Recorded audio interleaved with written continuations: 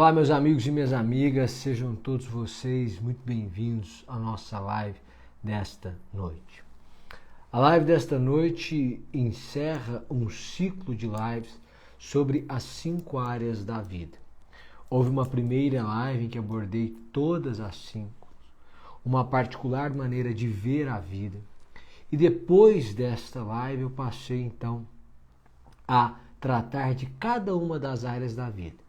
Passamos pela vida espiritual, depois pela vida sentimental, depois pela vida financeira, pela vida profissional e agora pela vida familiar. Como de costume, eu vou fechar ou desativar os comentários a fim de que possamos todos prestar atenção para que nem eu me desconcentre, nem os senhores se desconcentrem na nossa conversa. A partir de agora, eu vou desabilitar ou desativar os comentários. Sejam todos vocês muito bem-vindos. Família é um agrupamento de pessoas. Um agrupamento de pessoas que decide viver juntos ou porque essas pessoas têm uma origem comum ou porque têm afeto. Decidem.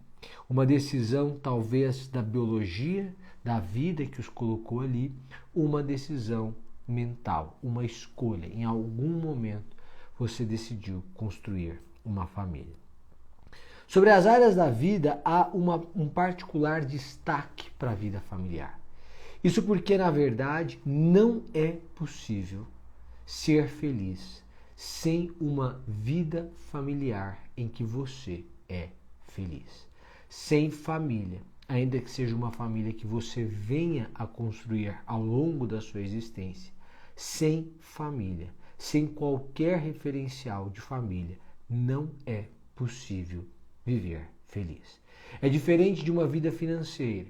O sujeito pode viver a vida dele toda e não ter feito reserva, não ter adotado uma política de poupança.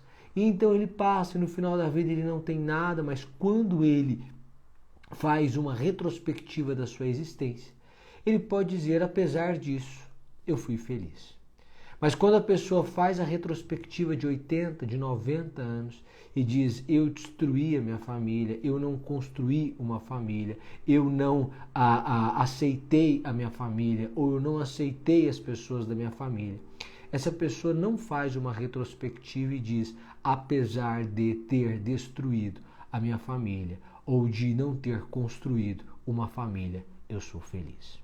Portanto, é indissociável a importância da construção ou da atenção para a vida familiar e a felicidade que todos nós buscamos. Família é o nosso refúgio, família é ou pode ser a nossa prisão. A Constituição vai dizer no artigo 226 que família é a base da sociedade. A religião cristã, da qual faço parte, dirá que a família é plano de Deus para a terra. Família é refúgio. Nos seus momentos de maior dor, nos seus momentos de aflição, nos seus momentos de dúvida, nos seus momentos de fraqueza, nos seus momentos de solidão, você encontra amparo e, portanto, supre a sua solidão na sua família. A sua família é uma espécie de refúgio, de fortaleza, de proteção. Mas em algum momento essa família também pode ser uma prisão. O que era para ser uma fortaleza que o protege é um calabouço que o prende. As muralhas que servem para sua proteção ou que deveriam servir para sua proteção passam a servir para a sua destruição. Para a anulação do eu, da minha vontade, do que eu desejo, do meu propósito de vida.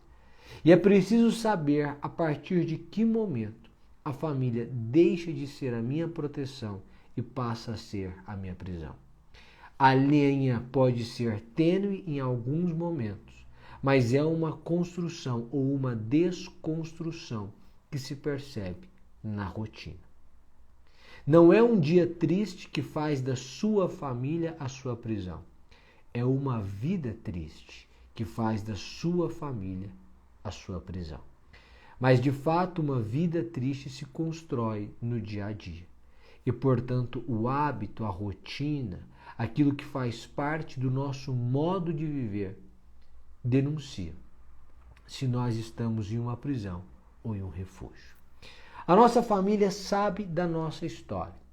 E sempre que você sabe da história de alguém, você conhece os detalhes quando você mora na mesma casa, quando você é da mesma família.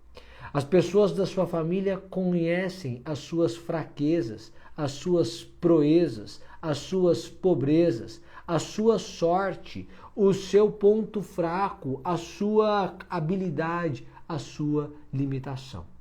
Portanto, as pessoas da sua família conhecem as suas deficiências. Provavelmente você que me escuta e que não me conhece pessoalmente, conhece pouquíssimas das minhas deficiências. E então é mais fácil você aceitar os meus conselhos. Mas é possível que uma pessoa da minha família, conhecedora das minhas deficiências, das minhas falhas, do meu histórico, não aceite o conselho, ainda que dado com amor. Ela apontará algo na história que de alguma forma a desiludiu, ou de alguma forma depõe contra a minha pessoa. A família conhece a sua fraqueza. É por isso que Jesus vai dizer que o profeta não é reconhecido, senão na própria casa. Na mitologia grega, o que acontece com o calcanhar de Aquiles? Aquiles é banhado em um rio pelos seus pais. E ele se torna indestrutível, mas quando ele é banhado no rio, seguram Aquiles pelo calcanhar. E a única parte do corpo de Aquiles que não é banhada no rio é o calcanhar. De maneira que Aquiles se torna indestrutível, salvo no calcanhar. Alguém sabedor da falha de Aquiles o atinge ali e o mata ali.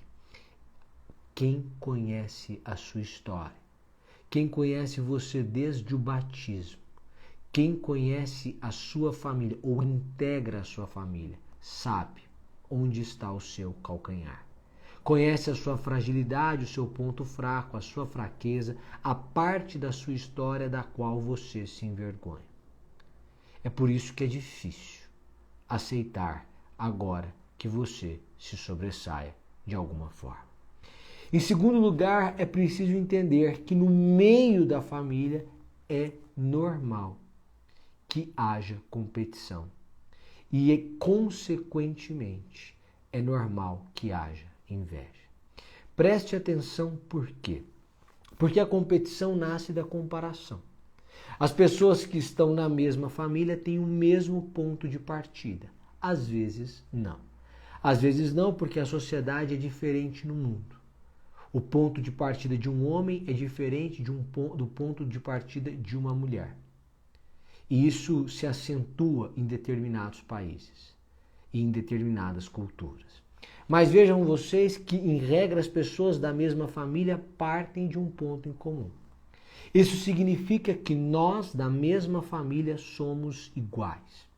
Se depois de um tempo você se sobressai, e eu olho para você e vejo que eu não me sobressaí, você conquistou algo de relevante e eu não conquistei nada de relevante, a sua riqueza revela a minha miséria, a sua prosperidade, a sua vitória revela o meu fracasso, a minha derrota. E, portanto, a mim é insuportável conviver com você. A sua alegria me faz uma pessoa triste. E este é o conceito clássico de inveja, tristeza pelo sucesso alheio.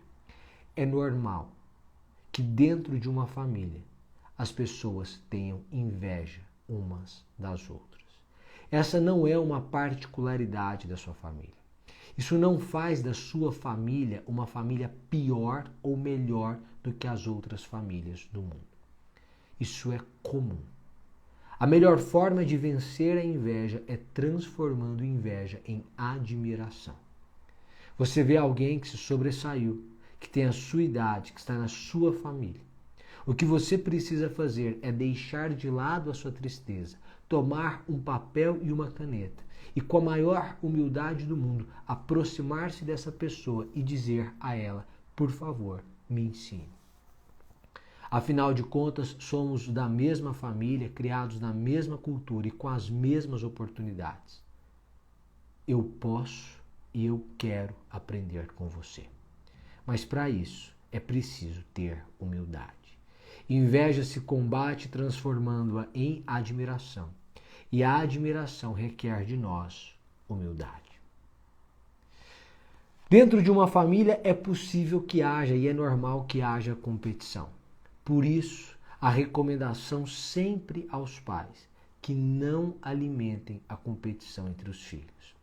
Deve ser alimentada a cooperação entre os filhos e não a competição. Seu irmão já fez isso, você não vai fazer. Essa competição, ele tirou essa nota, você vai ficar para trás. Quando eu digo seu irmão tirou essa nota, você é plenamente capaz de tirar essa nota. Porque vocês dois têm a mesma capacidade. Eu tenho certeza que você vai melhorar. É muito diferente de eu dizer para ele, seu irmão tirou essa nota, você vai deixar você para trás? Nesse momento você está alimentando uma competição entre irmãos, colocando um irmão contra o outro como se fossem oponentes, competidores, quando na verdade eles devem ser cooperadores. Aos pais a recomendação para que não alimentem a competição entre os filhos, mas a cooperação entre os filhos. Algo bastante difícil no seio familiar é reconhecimento. Qualquer pessoa que se sobressai na família diz, eu não sou reconhecido na minha família. Por que você padece da falta de reconhecimento? É porque toda a história de sucesso, quando conhecida a fundo, também traz muita sorte.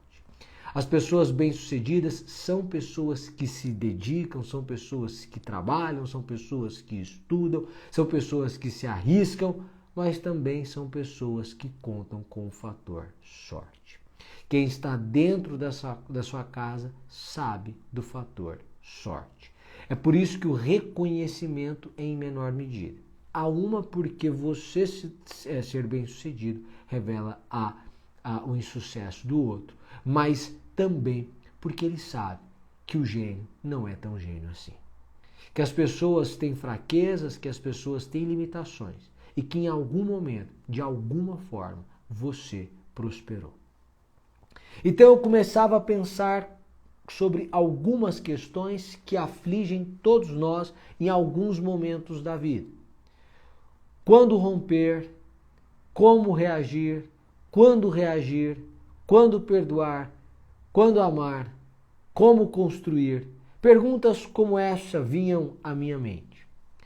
E então eu comecei a investigar nos clássicos da literatura o que passava pela cabeça de cada um deles. Todos eles, em algum momento, tiveram que romper com alguém. Pórcia rompe com o pai, Guiomar rompe com Jorge, diz que não quer nada com Jorge, se mantém firme, enérgica, para que então experimentasse o amor de Luiz Alves. Você tem Elizabeth, que quando enfrentada ou afrontada por Lady Catherine, se mantém firme. Em uma postura enérgica de quem sabe o que quer. Eu preciso entender o seguinte, em primeiro lugar, romper uma relação ou uma relação familiar, não estou falando de um casamento propriamente dito, pode ser uma relação familiar. Isso só pode ocorrer quando a relação se torna tão prejudicial aos dois que, apesar de o perdão existir, não deve existir mais a convivência. Preste atenção. Quando perdoar? Sempre. Algumas pessoas me perguntam nos stories, eu devo perdoar mais uma vez? E a resposta é sempre sim. Você deve perdoar 70 vezes 7. Porque este é o ensinamento de Cristo e este é o melhor ensinamento que se pode ter sobre perdão. Quando Pórcia vai então advogar ou ser juíza da causa em O Mercador de Veneza, ela diz: o perdão é dupla bênção. Em O Mercador de Veneza você aprende que o perdão abençoa o perdoado, porque se sente livre, mas abençoa quem perdoa, porque se sente melhor. Perdoar não é uma faculdade, é uma obrigação. Quem professa uma fé como a fé cristã não pode se dar ao luxo de não perdoar. E, portanto, o perdão é uma obrigação. Mas o perdão não impede o rompimento. Quando as pessoas têm visões de mundo diferentes e quando uma visão aniquila a outra. Você convive com um parente e esse parente sempre está ali como alguém que quer aconselhá-lo, mas sempre é um conselho pessimista. O pessimista vira e mexe e tem razão. Porque se eu disser para você que a empresa que você vai fundar vai falir, eu tenho 80% de chance de acertar, já que 80% das empresas que abrem fecham nos 2 primeiros anos.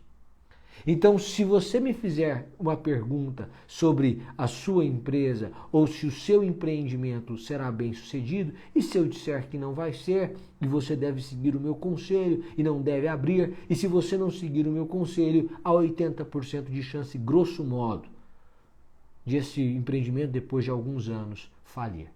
Então eu direi para você, tem razão. Se você começar a namorar uma pessoa e eu disser que esse namoro não tem futuro, muito provavelmente eu terei razão. Por quê? Porque a maioria dos namoros não tem futuro.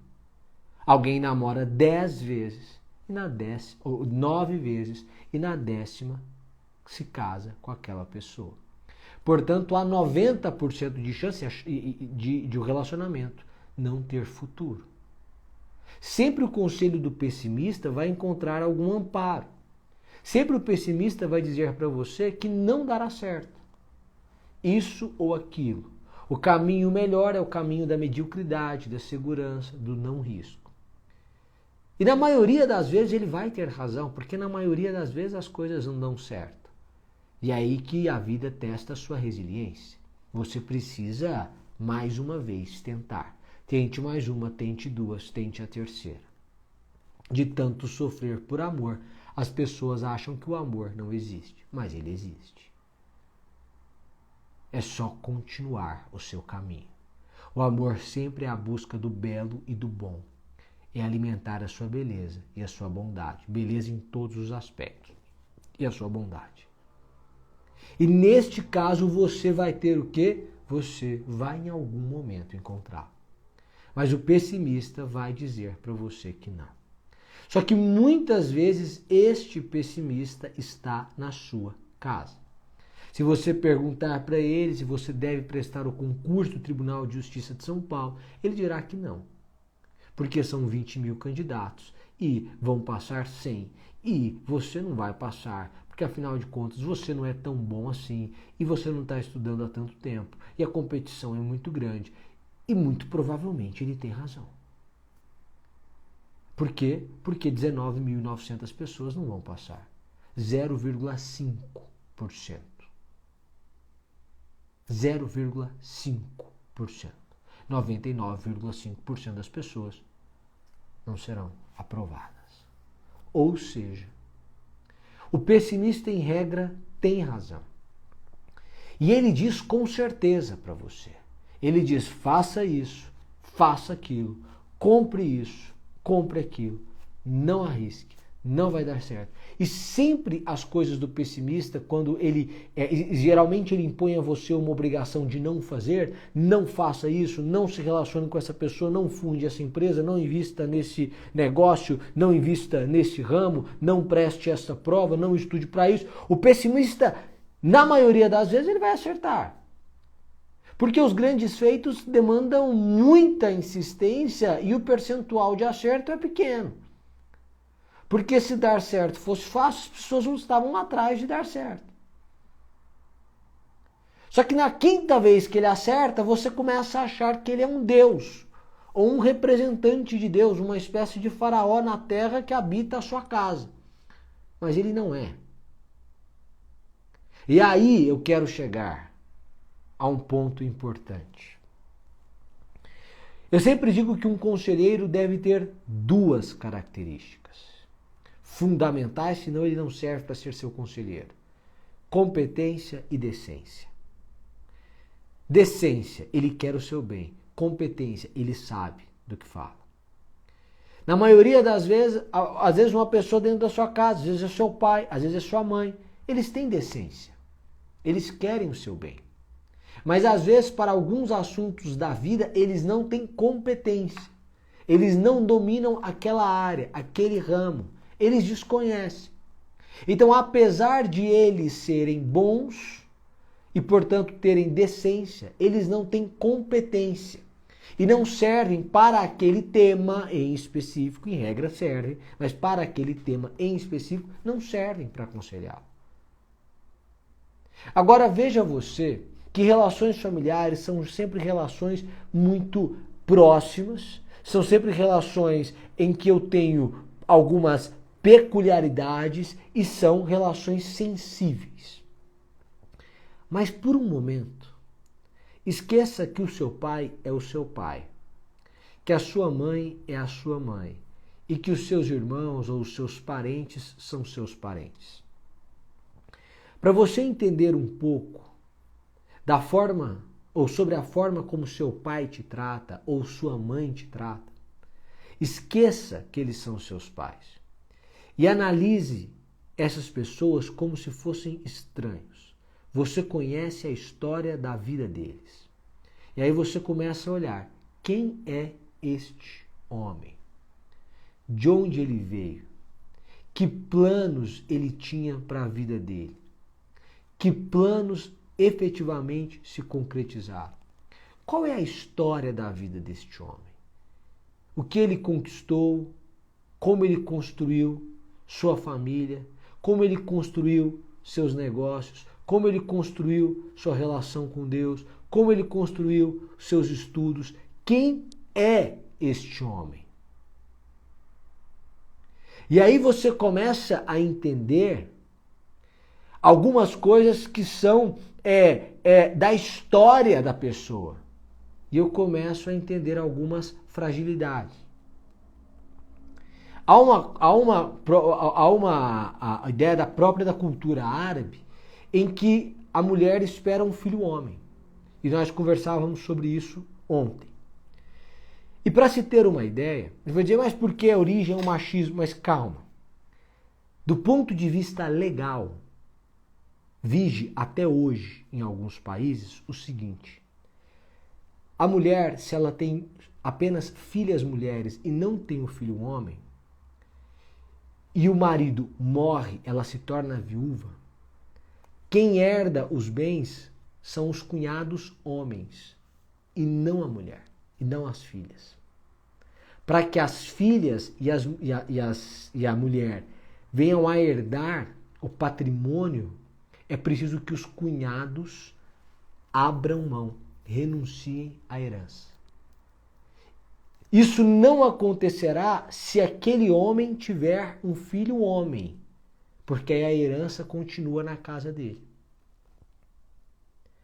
Isso explica então por que a mulher traz desde sempre a ideia de que ela precisa ter um filho homem, arraigada nela. E aí você vai ver uma diferença de tratamento, por vezes, dentro de uma casa, mas esqueça que aquela pessoa é aquela pessoa e analise objetivamente quem é essa mulher, de onde ela veio, como ela foi criada, qual a sua visão de mundo, que visão de mundo eu teria se eu estivesse na posição dela. O Médico é o Remédio é um conto de Machado de Assis, em que ele deixa claro, ele nos mostra com a riqueza machadiana que nós somos capazes de fazer aquilo que condenamos. Então, antes de você jogar pedras nas pessoas da sua família, comece a entender quem elas são. Por que elas cobram isso, pedem isso? Por que elas falam isso? Por que elas o tratam assim? Eu começo a entender as pessoas. O rompimento de uma relação familiar é a última ratio, é a última razão. Só deve existir quando nenhum dos outros meios se mostrar suficiente, idôneo. E deve se dar sem prejuízo do perdão, apenas para a sanidade mental, emocional e por vezes física. Mas eu preciso entender quem são essas pessoas. Em segundo lugar, eu preciso entender como reagir. Na maioria das famílias, as histórias se repetem há muitos anos. Alguém o incomoda de uma forma, você reage. Você incomoda aquela pessoa de outra forma, ela reage. E então é cíclico. Vira e mexe, vocês brigam, vocês discutem, vocês se ofendem, vocês se perdoam, vocês voltam a ter um relacionamento. Depois vocês se brigam, vocês se ofendem, vocês se exaltam, depois se perdoam, depois voltam. E essa é uma vida familiar desajustada ou equilibrada no desequilíbrio. Pois é. Mas por quê? Porque as pessoas precisam aprender que quando a maneira delas se portarem, se mostrar uma maneira mal sucedida, é preciso mudar essa maneira de se portar. Se o modus operandi não se mostra bem sucedido, o modus operandi tem que ser outro. Porque ao fim e ao cabo, o que você quer é construir uma família bem-sucedida. Preste atenção em um ponto. Não há vida feliz se não há uma família que você tenha estruturado ou a que você pertença e com a qual você seja satisfeito. Ainda que a sua composição familiar seja muito diferente da usual. Ainda que o que você chame de família seja muito diferente, não há problema. Nós estamos falando de família. É preciso ter um senso de um grupo a que você pertence e com o qual você divide a sua privacidade, a sua intimidade, seus sonhos. Sem esse grupo, você experimenta uma absoluta solidão. Então eu preciso mudar a forma de reagir. Se a forma de lidar com aquela pessoa vem se repetindo e vem nos desgastando, nós precisamos mudar a forma de falar. Mas em algum momento, Samer, pode ser que eu tenha que romper. Tenha, mas você deve romper para construir. Elizabeth rompe com Lady Catherine para construir com Darcy. Guiomar rompe, não permite, com Jorge para construir com Luiz Alves. Pórcia rompe com o pai para construir com o Moro. E aí eu começo a entender que eu preciso ter uma finalidade construtiva. Não é romper por romper. Eu só vou romper quando a manutenção destrói o meu eu. Porque se é possível conciliar, então eu devo conciliar. Se é possível amar, eu devo amar. Se é possível ajudar, eu devo ajudar. E entenda, na maioria das vezes, a manutenção é melhor do que o rompimento. Eu procuro sempre me aconselhar com pessoas muito mais velhas do que eu. E sempre procuro me aconselhar com pessoas muito bem-sucedidas em diferentes áreas. diferentes conselheiros para diferentes áreas. E eu conversei com homens muito bem-sucedidos profissionalmente e que do ponto de vista familiar não foram bem-sucedidos. E conversei sobre vida familiar. E eles, apesar de extremamente bem-sucedidos, revelaram a mim um completo arrependimento com a forma como lidaram com a família.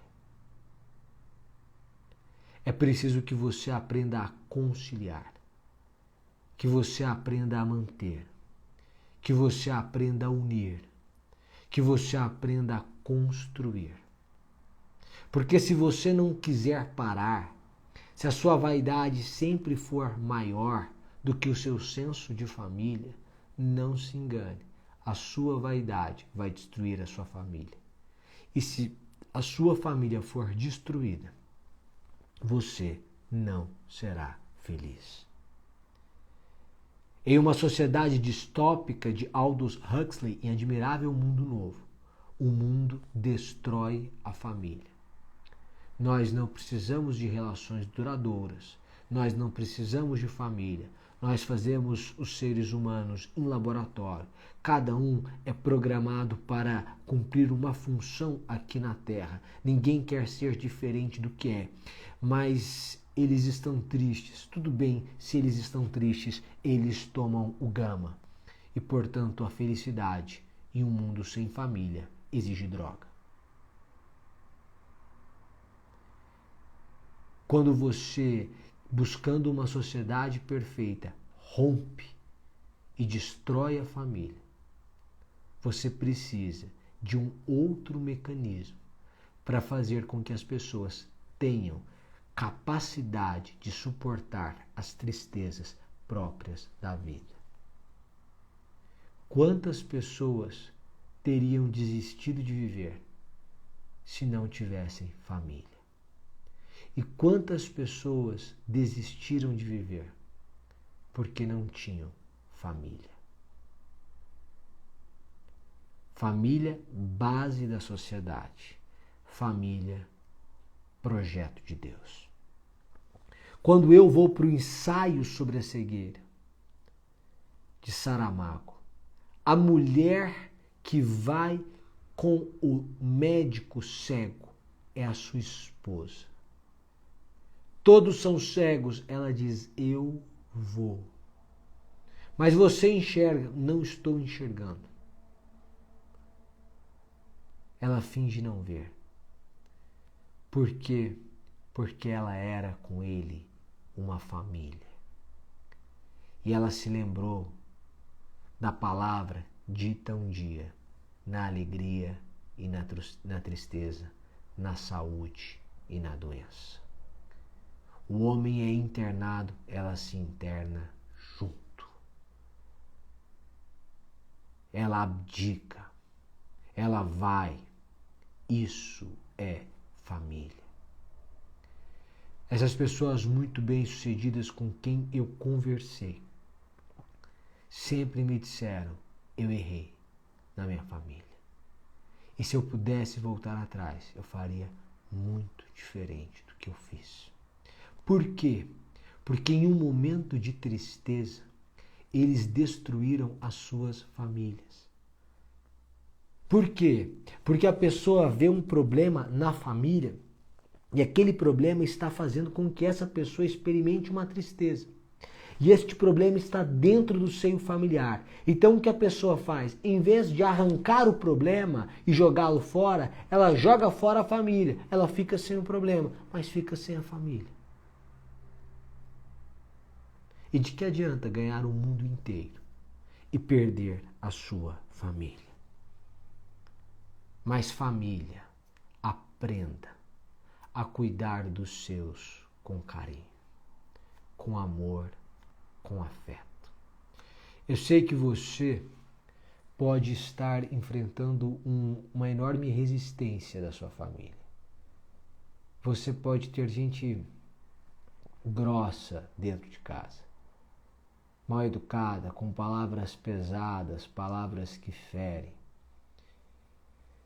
E eu gostaria de falar para essas pessoas, porque pode ser que você seja uma delas também. A família às vezes nos adoece. Em Do Amor e Outros Demônios, de Gabriel Garcia Marques, quem adoece serve a Maria, ou faz dela uma endemoniada, é a família. São seus pais. Às vezes, a família, quando desajustada, quando doentia, nos adoece.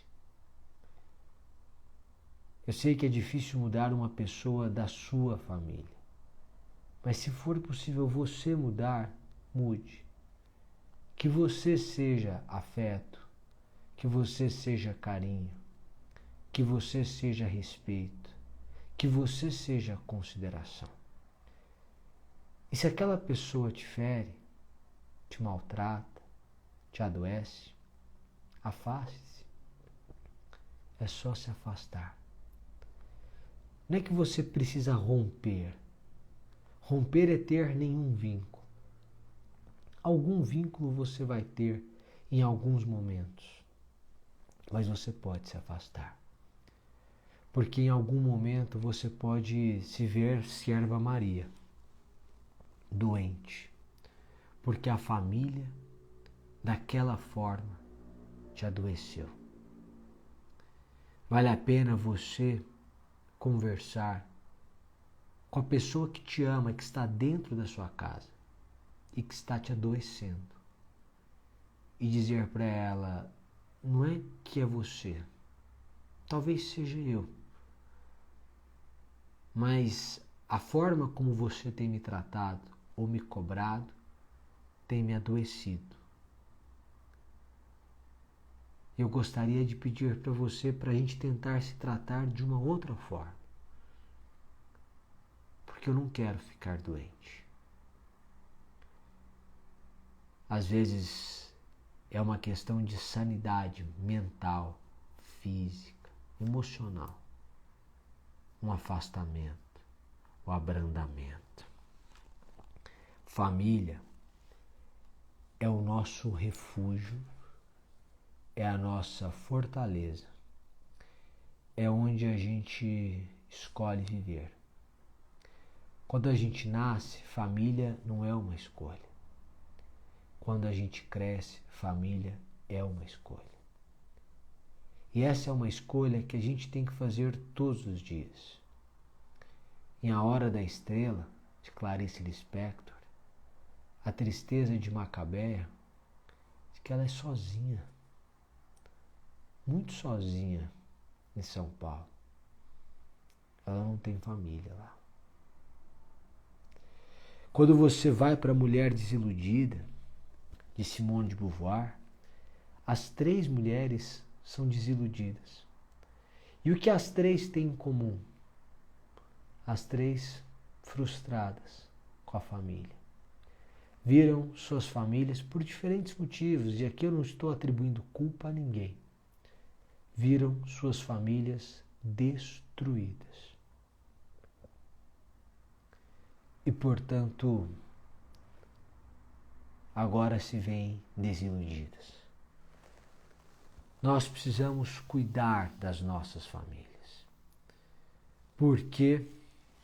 Porque a nossa família pode ser vida e pode ser morte. Quando nós lemos A Metamorfose, de Franz Kafka, quando a família não aceita o diferente, o filho que acorda diferente,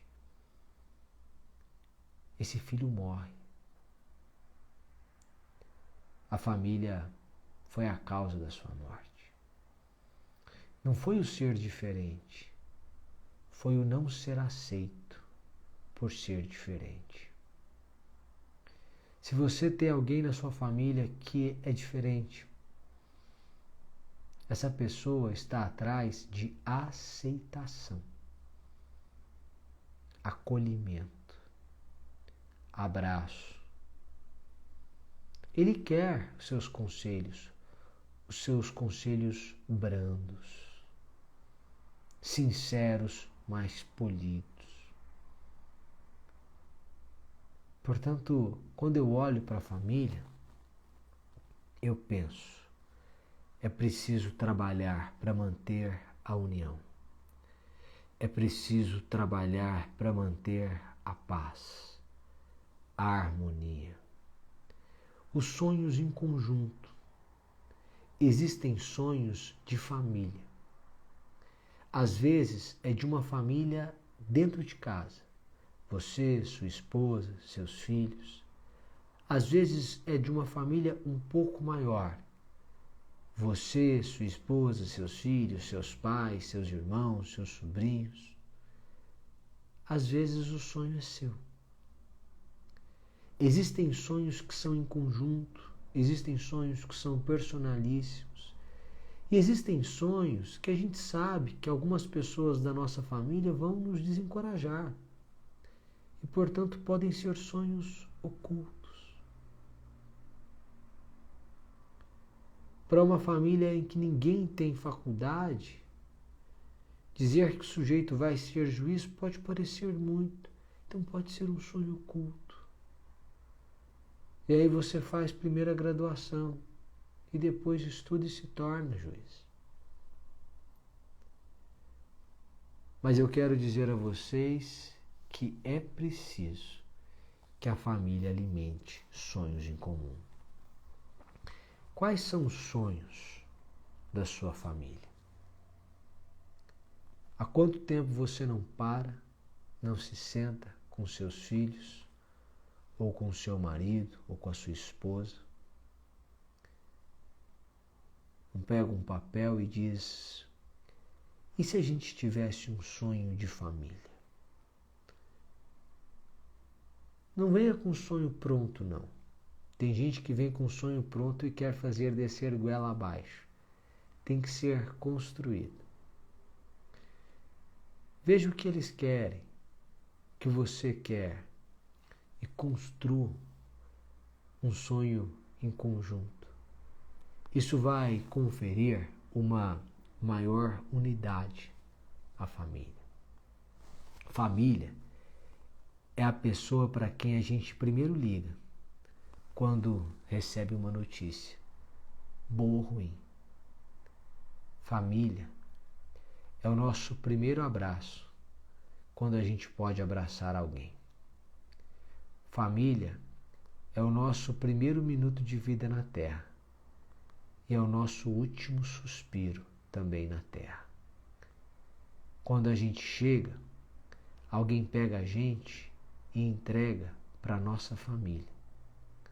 Quando a gente parte, alguém chega e recomenda a despedida à nossa família. Não existe vida sem família. E eu não sei se a sua família está destruída. Eu sei que você pode construir ou reconstruir a sua família. Não interessa se o seu referencial de lar foi muito ruim. Você pode ser o referencial. Você pode construir. Não importa se o seu pai fez aquilo, fez isso, destruiu dessa forma. Você pode ser um bom pai, uma boa esposa, um bom filho. Não importa. Agora é com você. Se você já é adulto, agora é com você. Zele, cuide, ame e construa com a sua família. Eu quero mais uma vez agradecer a presença de todos vocês. E como de costume, eu quero pedir que vocês compartilhem nos stories e me marquem. Fico muito feliz com isso e a mim é muito caro também. Muito obrigado. Uma boa noite, um abraço e até mais. Tchau, tchau.